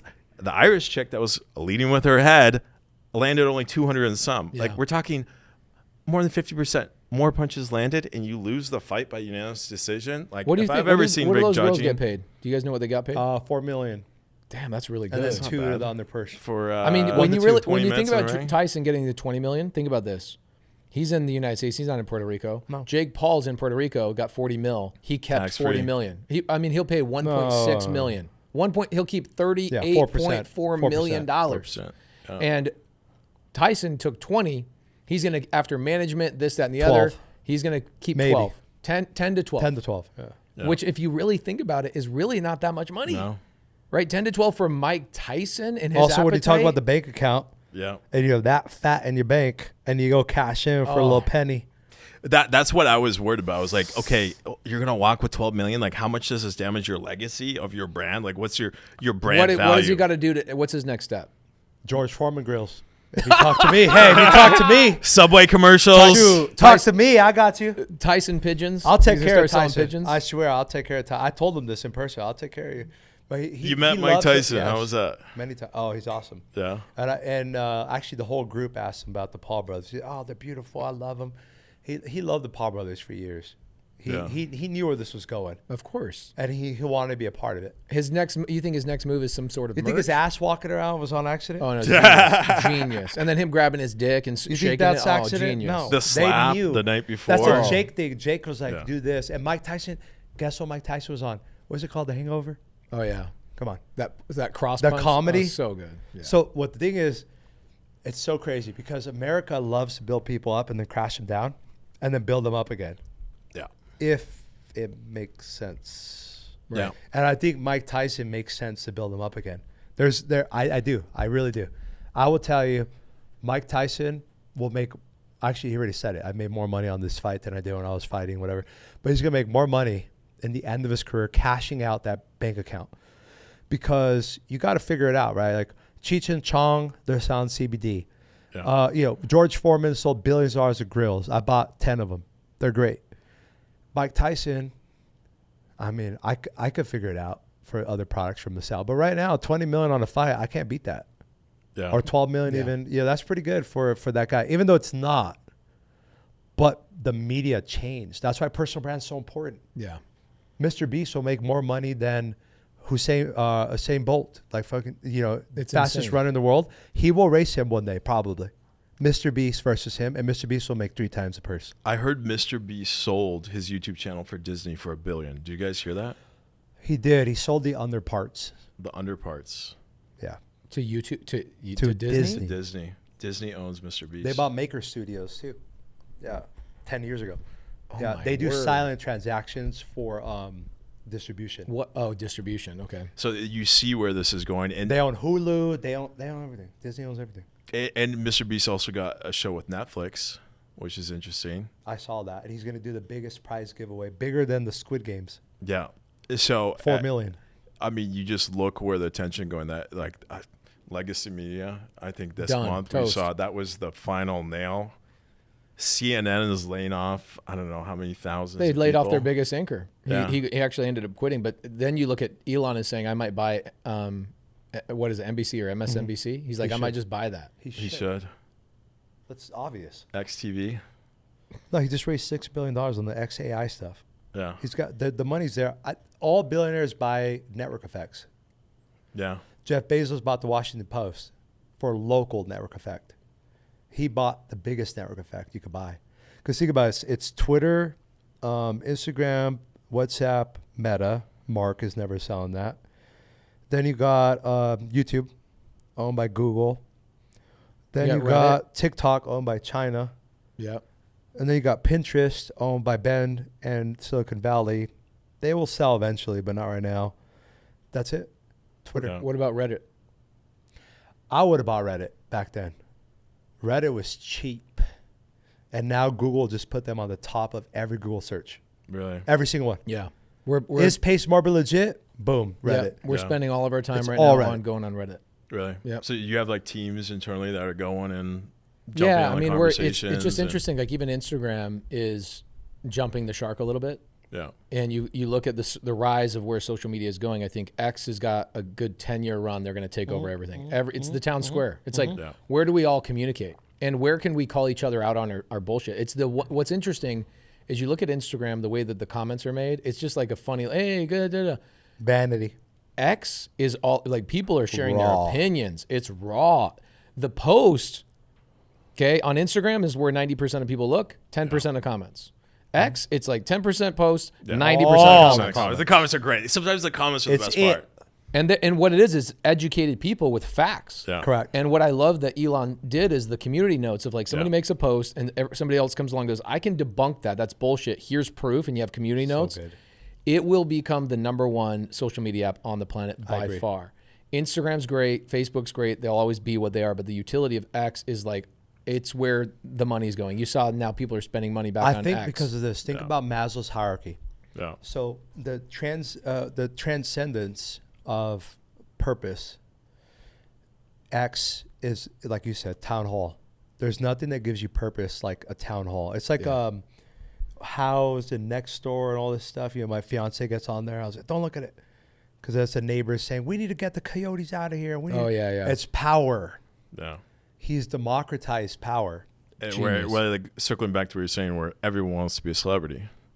Now anyone with a cell phone can tweet something. And why do people actually want to be celebrities? Because I studied this for a long time. Because I've spent tens of millions in Hollywood. I didn't know a thing. I just went in there. I was so curious. You know, Tony Robbins grass talks is about greener. this. Grass is greener, #1, and Feels 2, good. they want to escape from what their reality currently is. Escape is a big And so part. it's like mental masturbation. It's like if I think about a different life than I have right now for at least 7 minutes, I can calm down, right? And so it's a dream. And if I live in a place where everybody does that, I can live in it longer. Yes. Hollywood. Yes. And this is what's going to happen with like Meta and these people living in the metaverse. Is 10 years, you've got, I bet you 20% of our population lives in the metaverse all day long. Did you know that? So, like I mentioned earlier, the simulation, and my fiance was like, "We're living in a simulation." And then one day I chat GPT'd how many people spend time on their device every day. We spend 55% of our life as an American right now. Google this. Insane. In cyberspace. In the simulation. Yeah. So for the first time, 5 years, my fiance, simulation, no, babe, it's conspiracy. No, you control what you, and then after a while you go, wait a second, do I start going with it or do I fight against it? I think that's the power of personal brand. Because everyone's afraid, someone's going to see me that I'm posting videos. What? They're going to see you posting stuff, making money, helping people? Yeah. So there's this fear, but it's quickly fractionalizing because that power is shifting. Yeah. TikTok Shop, my highest affiliate last month, 19 years old, $85,000, 6,000 followers. Life-changing. The democratization of access, information. It's busting insane. up. It's busting up. So you're either in there helping be a liaison for that information, or you create authority, you watch it. Yeah, I mean, there's only two. Think about the real estate world. It was like the gatekeepers of information used to make all the money. Correct. Now it's the people that give it away freely, and they become the liaisons, and they actually help people in an authentic way, but show the process. Not a the ones that Kramer, win. but show the process. Right. Because Kramer had a lot of control, and then they did that inverse Kramer versus Pelosi. Yeah. And then inverse Kramer was beating Pelosi. Wow. And then you lose credibility. But if he went up there and go, guys, I don't know about this company. You know what? It's kind of shifty the way the CEO didn't show up to the meeting. I don't know about you guys. Imagine if the show was that way. Yeah. Instead of, it's going this way. It's up, up, up. And if it was like, I don't know. Guys seemed a little out of it in the last meeting. Yeah. If he was honest. Yeah. Just like that. And I think that's event. What happened was we went to, and I monetized it, Instagram, vanity, pictures, selfies, edit, Facetune, perfect. Now I just want to see Pace like go to the store. Wild shit. People want authenticity. Go to the store. I want to see him grocery shop. Yeah. Now, literally. There's a funny story that you told me a few months back about, you know who this, I think it was the New York Times identified the biggest political spenders in the 2016 election. You know who's number 2? Identified as number 2? Who? No shit. Are you able to talk about that story? In 2006, that is I a am crazy now. story. Yeah. I sold the company and I have no non-compete now. But so what happened was that in 2016 election, they were investigating the social involvement. So what they did, Facebook said, fine, we're going to come out with a political spending tracker. And we're going to show all the top political spenders and their ads. Now, the problem was that came out of nowhere. It came fast. And then they uploaded it. And then we got hit up by Vice magazine. Vice, yeah. And they go, hey, what are you doing on this chart? What chart? So I go look at it. We're right there, number 2. Biggest political spender. I go, why? We're not doing political ads. But because I don't even know if it was AI. I don't know how they search it. But because there was the word government included in there, and we were spending so much, it came up. So we had a whole expose written about our business because we were number 2 in there. And that was a transparency they were giving at the time. But, you know, for us, we looked at it and said, well, at the end of the day, because it's like you say, the government doesn't teach about sub 2, so I'm teaching it. Yeah. Literally. Yeah. So he would use a clip of Trump as like the hook. Yeah. Anything political. If Trump is going viral, let me go ride that wave. I'll just start my video with 2 seconds of Trump saying something and then cut into an ad. That got flagged as political so ad. So much at that moment that we made on that chart. And then we got a whole expose. It was genius. But then I also was like, because the thing is, this is transcending personal brand. Because at the end of the day, personal brand, you look at Elon Musk, he can sell $100 million of a flamethrower and a hat. Yeah. And like if you were like, oh, Investorlift needs $10 million by tomorrow, or we could sell a T-shirt. You sell a T-shirt. Don't dilute your equity at all. Yeah. I think that's actually really cool, personally. I think that's gangster. So he has done that. Or how do I get pre-orders of Tesla trucks 3 years, 3 years before they're even available? I mean, what did he take, $100 from everybody? It was like something like 300 million people across the globe did it. He raised something like almost $1 billion just through pre-orders. Yeah. That's what you got to look at it. You got to say, well, let the people live. Like my show going public, we're on season 3 right now filming. My community, affiliatemarketing.com, we teach people to make money posting affiliate and brands, how to get the affiliates posting their products and all this stuff. But I think at the end of the day, like my show, democratization of access to blank. Turo, democratization of access to PVP rentals. Yeah. Airbnb, democratization, and actually, I take this back because I'm a little bit of a nerd. So democratization and proper incentivization leads to controlled chaos in a capitalistic society. Okay, explain that a little bit more. I don't know if I can.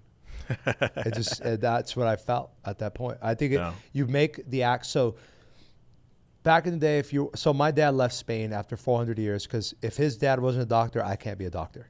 Mm. So democratization of opportunity. Yeah. That's America. Okay. Meritocracy. But then if the information is withheld, you need democratization of information, the internet. Yeah. Yeah. Then I think you need democratization of influence.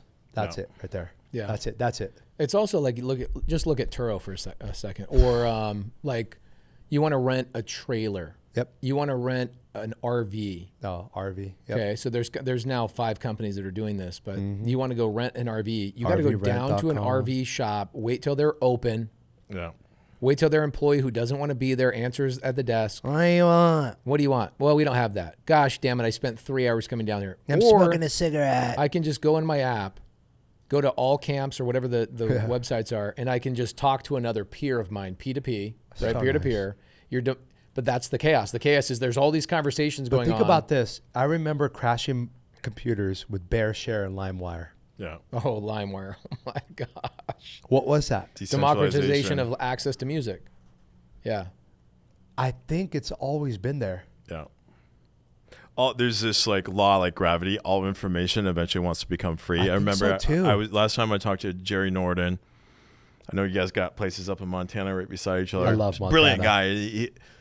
We were talking about something. He's like, yeah, high ticket education is dead. Yeah. I'm like, what do you mean by that? He's like, well, we democratized all the information on YouTube. It was an arms race for who could give the most free value.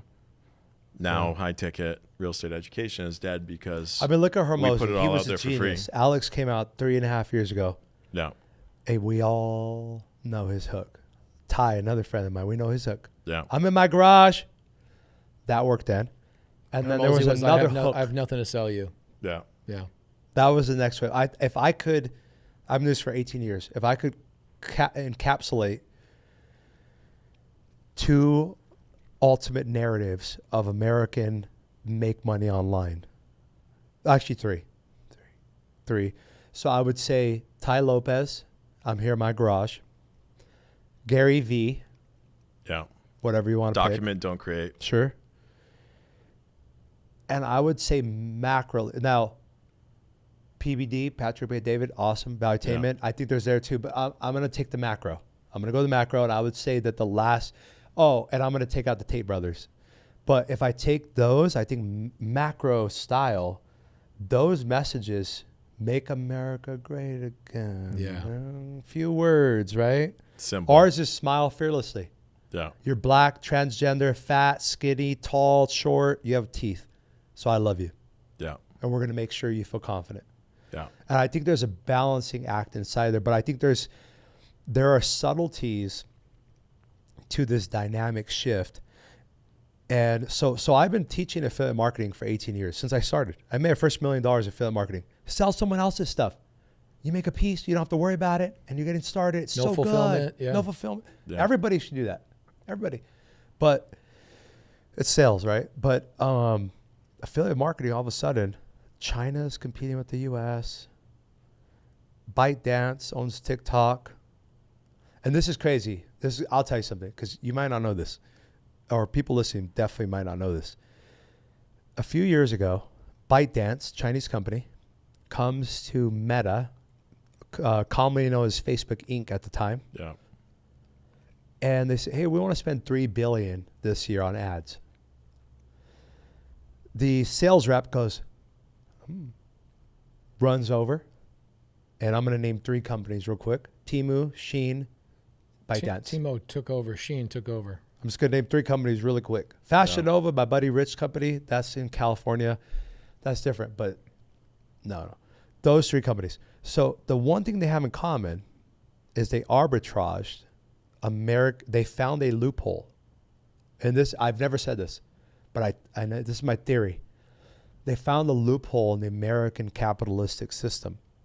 They found that Joey, random guy, if I bring him $3 billion of ad spend, they'll take it. TikTok was the largest ad spender on Instagram and Facebook for 3 years straight. Crazy. Really? Just driving all the traffic back to their own platform. Correct. Bleeding.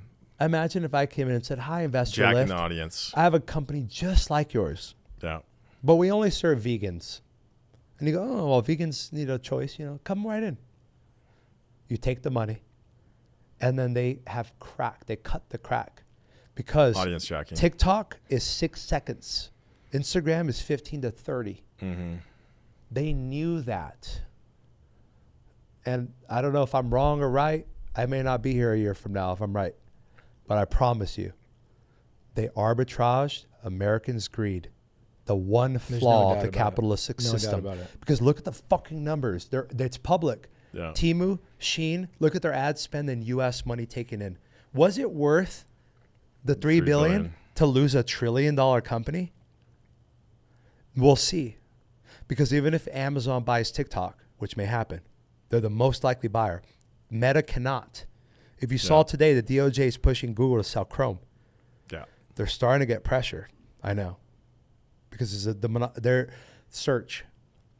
It's a problem with search. Yeah, but I feel like ChatGPT is starting to take that. I agree too. Yeah. I don't know. We're going to see what happens. Gemini. That's a whole nother podcast. Yeah. Crazy. But I really think there's something there because they came in and took it. Europe would never let that happen. Yeah. And I'm American to my core, born and raised. I will die an American. I'll die to be an American. But I will tell you, Europe would not let that happen. And that frustrates me because I would not have taken the $3 billion. And I'm not a $3 billionaire, but I would not have taken the $3 billion to capsize my $1 trillion market cap company and give up control to a Chinese algorithm. That's what they did. Now I'm a capitalist, so I can't control that. And you got to respect it. Correct. I got to do what I got to do, but I'm just throwing my opinion. You got to take notes from it. That's all I'm throwing. Yeah. That's It's kind of like in the real estate space. So you look at like high ticket stuff, right? Yeah. So I sell a high ticket. Mm-hmm. Yeah. Why do we continue to be successful?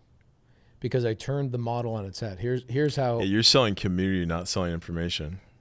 That's your innovation. I had this note. I told everybody, I said, people pay for results, not for information. What I find interesting too is like, you know, there's a lot of other coaches out there. Like, you know, we got Tiffany High, RJ Bates, or like, there's a lot of coaches out there.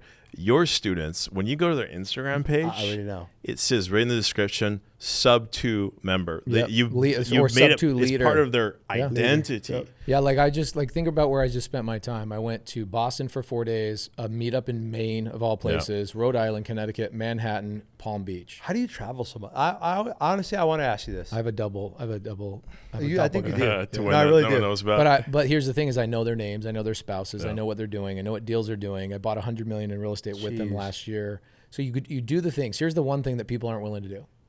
People in the real estate education space here's what they do. They want to sell a series of videos. Yeah. Well, it's better than YouTube because it's organized. It's A to Z. It's curated. It's detailed. Okay, what I do, like what I'll be, it's 1:44. I have to be back in my house at 2:30. What I do is once a month, I spend a week, 3 hours a day, Sunday, Monday, Tuesday, Wednesday, Thursday, Friday, pairing all my students up on hundreds of teams nationwide with hundreds of closers just like me. And what we do is the 10 newbies, if you came to my house right now, you come into my basement where my studio is, I bring in 20 newbies onto my team that have never done a deal before. And I go, all you have to do is set an appointment for me and I'll close the deal for you. So think about, not only will I hold your hand, I'll do 80% of the work for you. You can watch me do it and you'll get a check. That's not education. So scale the unscalable. Scale the unscalable. Scale the unscalable. It's always the same, dude. Yeah, it's scale the unscalable. And everybody else is like, the people are trying to hack my funnel. I'm like, guys, it ain't my funnel. It's the results I provide that these people come back on their Instagram and their because Facebook. The people, I will tell you, I talk to your people. Yeah. I talk to your tribe. Then I talk to all the tribes, right? Andy's a friend of mine, Andy Elliott. He's got a strong tribe. You know, I've got my tribe, right? But I talk to your tribe, and there's a different tone. There's conviction, obviously. The conviction is, it's very similar, and I didn't mean to do this. It is different. It's very much a Tesla feel of like, this is ours. Yeah. Our community is like, this isn't Pace's. This is ours. How dare you talk about our community? How dare you attack our community? It is very much an our thing. But it's value-based. It's value-based. I mean, think about right now. I've got this challenge. I do it every month. I have a challenge. It's called the No One Left Behind Challenge. No One Left Behind. My success, Another simple name that you No One Left hear Behind. it, you know exactly Make what America it is. Great Again, Mission. baby. Yeah. No One Left Behind. So what happens is I take the community members that have been my friends over the last 4 or 5 years and I go, hey guys, let's help 1,000 newbies get their first deal this month. And so what I'm doing is I'm turning them into future leaders in the industry and propping them up because leaders create leaders. You know this, you do this as well. You do this really well as well. But it's also a nonprofit kind of approach to a capitalism approach, value-based. Yeah. That's why that's what I'm saying about your thing is because I meet people and I can meet people that are brainwashed. It's different when the conviction is, dude, I don't know how to explain it. I think when they are, it's theirs. Yeah, it's theirs. I guess that's the way you put it. It becomes theirs. They take ownership of the thing. They go, and I'll ask on my Zooms with them or when I'm flying around the country, where should we go next? What's our next step? What's our next step? What's our next step? And then it's their personal brand. You've given them a chance to expedite their personal brand. And I tell them all the time, this isn't my brand. Right. This is our brand. Which I do believe. Yeah. I really do believe. Looking at your culture, they believe that. Yeah. It's just like the American flag. Like that's all of ours. Well, listen, when I built Snow, I never wanted to be the front person because they're not going to buy my stuff. Maybe I sold $100,000 of product in my whole life as an influencer for my own brand. And we sold hundreds of millions of dollars of product. So it's not me. But I think there is something about that you create. Our thing is smile fearlessly. I love that. You deserve it. Yes. Go get that job interview. Go get that date. Go conquer life. Smile. Get on Zoom. And I think so we did a study on, so they always ask us, when do you know a customer is yours for life? That's a big question. For a brand like Snow, you go, oh, toothpaste. When do you know they're yours? Because when they're yours, it's worth a lot of money. More. Lifetime value. More. So they want to know, and I'm like, I'm trying to figure it out, I think we figured it out recently. So when someone uses a Snow product and they get a compliment particularly from someone they are least expecting it from. Stranger, maybe their wife.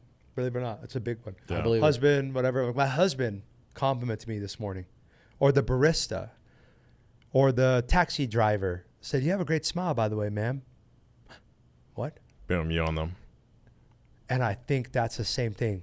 Results. Yeah. That's why we have no returns on our product. People pay for results, not for information. That's it. Yeah. And then if you're a nice guy and you do a good job, it's a bonus. That's a cherry. So you got a massive deposit to that brand account. Equity bank. That brand equity bank account. Okay, we got to wrap this up pretty soon. But for people who are listening, we talked a lot, super high level. This has been absolutely incredible. So much high level game. I should hang out with Snow more often. I'll hang out. busy. You a lot more just let often. it. I just get the blizzard all over me, Just bro. flow. It's fine. We'll find the weather. We'll line it up. For someone that is watching this that is trying to build their brand, what practical pieces of advice can you share for them? I want to start with you, and then I want to get your thoughts afterward. Josh. It's stupid, but it is document, not create. Yeah. Whatever you're doing, like for me, I'll give you guys applicable stuff for real estate investors. Record yourself making a call. Yeah. Right? Like my best performing videos are me in an appointment giving options to a seller saying, "Hey, I can help you with this, this, and this," but sit and think about it. People love that authenticity of like, wow, you're actually helping people. You're doing it. This is unscripted. This lady has real problems. You're solving her, getting her out of foreclosure. Okay, take that. It's authentic. Yeah, I'm really there. Yeah. Versus, let me do a whiteboard video of how to talk to a seller about a foreclosure. Yeah. You lost. You'll lose against me every single time. And so people get in their head about, well, what do I create? Well, ask yourself, are you in the business? If you are in the business, then just document yourself doing the business. That's all people want nowadays. They want to just see the authentic. This is why Elon and Joe Rogan, this is why Joe Rogan podcast, you look at the average watch time 5 years ago of a podcast was like 22 minutes. The average watch time now is like trending towards 40 minutes. People are like, we're done with short form content. We want to see the authenticity. We want to see the hems, the haws, the stutters, the bullshit things that you say. We want to be able to see who you really are. And so I would just tell people, stop being so afraid of yourself. In fact, get some Snow products so you can smile. Smile fearlessly. Smile fearlessly. There you go. Smile fearlessly. Yeah. I got to say, well, first, yes. Because so many people say, like right now, TikTok shop affiliate is huge. Affiliatemarketing.com. We're teaching brands mostly, but we're teaching regular people. I paid someone $85,000 last month. It's crazy. Yeah. There are nobody. Yeah. Nobody. But you got to care less. Because I think back in the day when you were in the village, your indication of status was less malleable. So you were fractionalized if you were cemented as like a hooligan or you weren't to be trusted. I think in today's world, there's a lot of hooligans making a lot of money, and it pisses me off because they're ripping people off. But that's the world we live in. So you got to, instead of, I'll say, just to respond to him, and then I got one tip for you, but I think become more malleable. Realize, like, be yourself. Do what you want to do. Document everything you're doing. That's what I did with Snow because I wanted that. Imagine if Steve Jobs is documenting. Microsoft just tried to sue me. F Bill, and we're like, yeah. And we started to build that early on, but we didn't know any of that. Until imagine after if you fact. imagine if you did what Kanye West did with the documentary. Mm-hmm. He had that guy following him around for all those years. Think about I thought about this 3 years ago. I said, if I just hired a guy, he never talked to me, he just followed me, correct, documented everything I did, text messages I did, podcasts I went on. He literally just sat there in the back seat of my car, listened to me fart, everything. No, but even still, like when I'm hanging out with the Kardashians on set, there's no one with me. I just hired a full-time. So I have a videographer, and then I've got a studio for like VSLs and stuff like that, right? And then I needed just someone there all the time. Because I look back at my life and, man, I remember I was partying with so-and-so. No pictures, no proof, nothing. Yeah. Because I don't want to be weird. I don't really care, but I do care after. And I said, what is it called? It's recorder. Yeah. You need a recorder. So my tip is manifest, because we live in the simulation. And one of my mentors in town here, Robert Cialdini, wrote Persuasion and Influence. Yeah. And I used to work out him and his wife for years every morning. And he said, you gotta, with persuasion, if I put on my Instagram right now that I'm an artist, I do weddings, bachelorettes and bachelors, and I do one-of-a-kind art, even nudity if you want it, extra fee. And I put down my Instagram, and then I show up to people, and I go on to Vistaprint or whatever, $10, get some business cards. Josh Snow, nude event painter. And I start going around, I share that with people, right? I think that you'll manifest in 2 years from now, you will be the largest nude event painter in town. Go niche.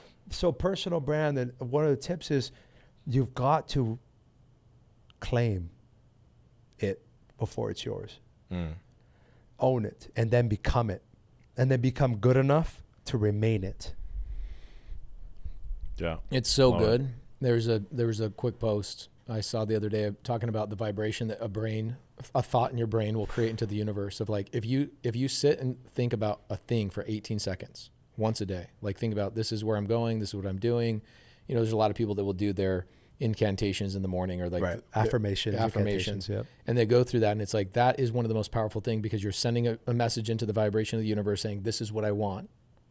This is what I want. This is what I want. This is what I want. That vibration is like a ripple in a lake. It comes back to you. It's the craziest thing ever. I never believed it though. I never believed it. When I was broke, you got to speak it. I go to church. You got to pray like, it. F you. This guy has. I'm praying it. I'm speaking it, but I'm on the city bus. What the heck? Yeah. But I think, luck is preparedness meets opportunity. And I think you got to prepare yourself. And one of the ways to prepare yourself is to manifest right on a vision board. If you're listening to this right now, you don't have a vision board you're staring at. I'm rich and I make vision boards every day. Now mine are different. Yeah. I want to spend more time with my family. For me, freedom is peace, and peace is wealth, and peace is pace. That's right, baby. So like, I think if you really look at it, it was all beneath our nose all along. Yeah. But I had to buy 20 Lambos to figure it out. But it's like, you have to go through this, and everybody has their own journey. And I believe everybody deserves their own journey. Yeah, I do. Even though I've lost a lot of friends and family members early on, and God bless them and all this, and that challenges my belief that everybody deserves their own journey, because selfishly, I wish they were still here. But I do still believe that everybody deserves their own journey. If you're an American, you have already won the lottery. And that's why we're all the same. We don't deal with complaints very easily, because we built everything we have in front of us. But I think ultimately, as a personal brand, there's a shortcut now. Because before, you had to actually be on TV, like actually on TV, like for real, to be a real deal. Now you can be the TikTok largest financial advisor, and you could be a billionaire if you want that. Like whatever you want, like it's actually available to you. But you can't get what you want if you don't claim it, and if you don't. See, I struggled a long time asking for help, but I found a shortcut to ask for help.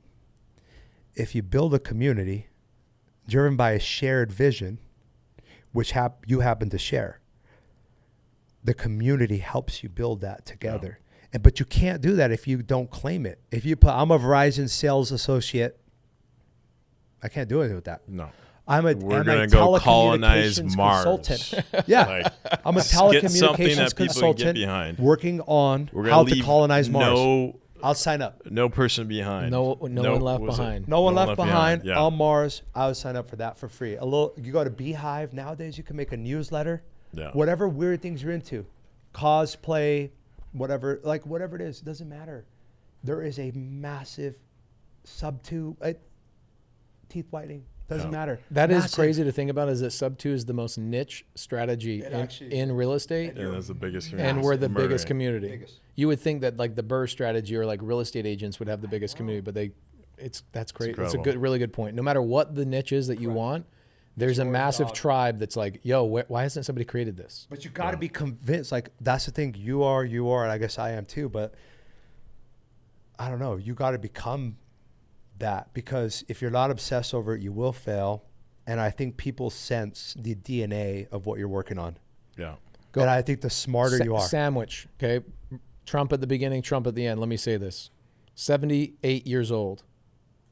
Wins the election, doesn't sleep for 3 days straight. Savage. Is he committed to his vision? If you're not obsessed. If you're not obsessed, you're average, and if you're average, you've lost. And the thing is, Trump has gained a massive following of people because he's so savage in his belief in himself that people go, I want to be like that. Yeah. I want to be like that. You give me permission to be a leader at the highest possible level. And when he shows up the way he shows up, he's a lunatic. People believe in it.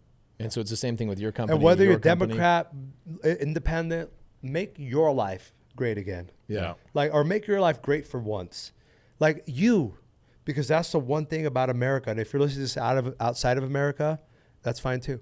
But I think if you're born American, do what you want to do. You want to garden all day? Garden. But don't blame it on anyone else, because I really believe I grew up the poorest of the poorest of the poorest. No one owes, you are not owed a single thing. You are already blessed with life. You are the one of 60 million sperms to make it. So figure out your niche. It could be anything. Growing mushrooms, LED fireplaces. You're going to be fine. But figure out what you like and own it. And then build, like Pace has, a community around that. Because believe it or not, the world's big. 8 billion people. I'm pretty sure there's someone out there that likes knitting in front of a digital fireplace. Thousands of them. Yeah. Figure out that niche, own it, and start claiming it now. Stick to it. And then I think what you said, figure out how you drive. What is the result that you must drive? Stick to that. Mine is brighter teeth. If my stuff doesn't make your teeth brighter, all of it, everything I make makes your teeth brighter so you can smile fearlessly. If it doesn't click, you're going to have a hard time, because like the bank account, when you start taking out withdrawals, like if Snow came out with foot powder. Oh, yeah. No. I mean, your withdrawal. It's going to withdraw a lot. I think to sum up everything, the way I look at it, there's a million different tactics, right? And we could do an entire 3-4 hour podcast just on the actual practical tactics. But at the end of the day, brand is just a trust account. And there's 2 ways and only 2 ways to build trust. The first way is trust transfer. Pace comes to me, hey, I want to get teeth whitening done. Oh, my buddy Josh Snow has got the best teeth whitening company. Boom, I just transfer trust. Now you trust me. Boom. And there's a million different tactics you can use for that. Right? Reddit, like control the conversation, word of mouth, building a community. People are bringing in. It's trust transfer. That's strategy number 1. Strategy number 2 is the other way trust is built, is just over time. Consistency. It's just small deposits to that trust bank account. Document, don't create. Yes. Let people see you being successful. Let people see you helping people. Let me people see you launching new products and success stories of people getting their first Tinder date because their teeth are whiter. For us, every Wednesday we do Dispo Live, where I sell deals live. Tomorrow I did one last week. 22-year-old sold his deal in 84 minutes live. He made a $31,000 rep. Like, this life-changing money. Sold $5,000 above ask. Yeah, I'm thinking, how do I get 31 grand? Damn. Yeah, I know, me too. Let's do it for your community. I'll do it for your community too. I'll do it for Tiffany's. Come on, man. Yeah, we'll sling some seals. We got a really cool project. I'll just watch, but I'll jump in. Yeah, but you got affiliates that probably want to push an affiliate like his. Affiliates. Oh yeah, absolutely. I'll jump in there. I love talking to people. So yeah, I love this. Just stay focused. Find one thing. Yeah. Own it. And then just make deposits. Claim it, baby. Every day. Claim it. And don't forget about collaboration, because with collaboration, that's like the easiest hack. Get that trust transfer. You know what's interesting? I'll say about that. I know we're over time. I got to be home in 28 minutes. It's a 45-minute drive. So think about, you want to collaborate with people. One of the greatest filters in my life of people I want to collaborate with are people that believe in themselves. If they don't believe in themselves, they never built a brand. I like it. So if you don't have a brand, I very rarely am going to collaborate with you. Why? Because you didn't think you were worthy enough to build a brand. That's scary. Yeah. Why would I hang out with you? That's scary. Do you guys want to hang out with people who are still worried about their worthiness? Yeah. I want to collaborate with people where it's like, that's a question we had 10 years ago. We're over that shit. We have different questions, different beliefs in this at this point. The only filter I have at this point in my collaboration journey is, do you believe in yourself? That's step one. And if you did believe in yourself, you would have built a brand. Yeah. Correct. No matter what you believe. No matter what you believe. I'm liver king. Yeah. Guy's crazy, fraud, whatever you want to say, but he convicted. He took the model. Is he consistent? Yeah, he's very consistent. Does he believe in himself? Yeah, he does. Okay, I'll take him all day That's long what over I'm somebody saying. else that's stuck at home that hasn't claimed. That's what I'm saying. That's it. The only thing will make him better is the third thing, which is be up front. Yeah. And say, I actually eat McDonald's and this stuff. Actually, I'm on a And bunch then I'd of really steroids. be his friend. Then we'd really hang out because I say, oh, that's a little unethical. You're not doing that. But at least you're being honest to me, and I can work with that a little bit. But that's the key. That's a trifecta right there. Pace it to 2. But for me, it's that third one where I'm honesty. like, hey, let me know what it is, right? I was just with a pastor, and he's a prosperity preacher, but he owns it. There's nothing wrong with that. You own it. You know what you're doing. You're helping people. If I ask all your people, they say he helped me. Nothing going wrong here. I agree 100%. That's the layer right there. I think it comes down to everybody has the opportunity to be themselves. Yeah. And now for the first time make a lot of money being themselves, which is kind of crazy. You could be a cat man that knits watching digital fireplaces, and you'll have a huge community. They'll love you, and the more in you are, and then what's crazy is that you find your community through that. Like a lot of the trainings I've done, I've trained thousands of entrepreneurs on and off camera, and every time I leave that and I go, I got more from that than they got. Even though they got a lot. Like I know I just dropped bombs on them, but that for me at that moment, it was what I needed. Now I can make another $1 million this month. And for them, they'll make $100,000 and they're going to help their family and stuff. So I think if you can find the way that helping other people helps other people and also helps yourself and then helps your community, it helps other people become community leaders. And if you could find that one day, that will be the ultimate kind of flywheel, because you're selling, you're making money, you're helping people, everybody loves it. Like what you're doing, you're helping people make more money, create more jobs, create more opportunity. If you could create that. But I think in the beginning, your personal brand, if you're not willing to stand on your own, whatever it is, I don't care. You could tell me you're liberal, Republican, you like this. If you're convicted and you got your facts and you've done your research, I respect that. I love that. To me, I love it. I would love to talk to somebody like that. But if you're uneducated and lazy and then blaming everyone else and then this and that, for us, that was 10, 15 years ago. Yeah. And what I realized is that there's less of us. And I think the one thing we all want is more of us. Yeah. Yeah.